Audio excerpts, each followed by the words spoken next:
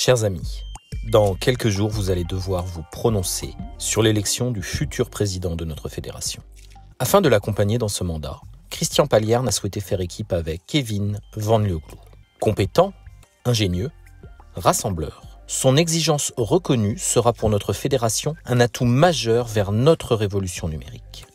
Nous nous interdisons, pour cette prochaine Olympiade, de faire planer le moindre risque d'un programme non maîtrisé budgétairement, aux promesses non tenues et aux charges fixes disproportionnées qui se répercuteraient inévitablement sur vos instances décentralisées.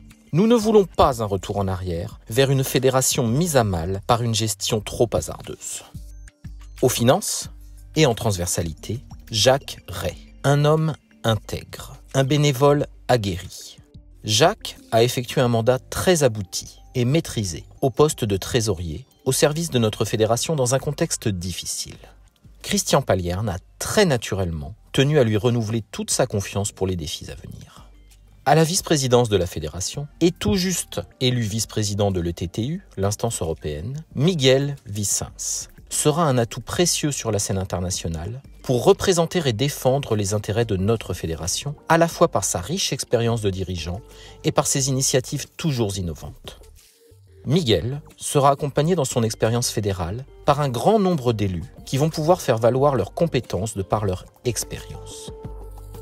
Le pôle développement et le pôle formation travailleront de concert afin de renforcer les actions initiées par Sophie Baudin et Anne Boileau-Desmarais.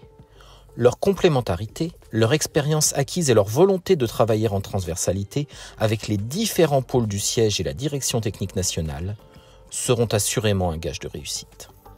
À l'écoute, au plus près de la compréhension de vos besoins, que vous soyez ligue, comité ou club, vous pourrez compter sur les riches expériences et responsabilités d'une équipe essentiellement constituée de dirigeants fortement impliqués au sein des instances décentralisées.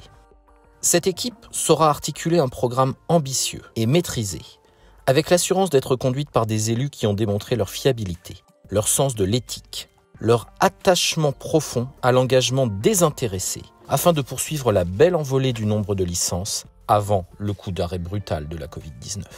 Les effets de levier, liés à la modernisation et à la plus grande professionnalisation du siège, avec des moyens financiers retrouvés, vont être accentués sur ce prochain mandat et couplés d'actions ciblées.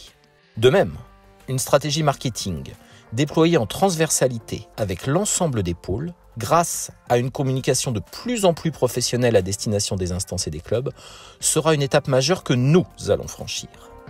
Cette crise sanitaire majeure nous a assurément rappelé à tous l'importance d'une bonne gestion de notre écosystème.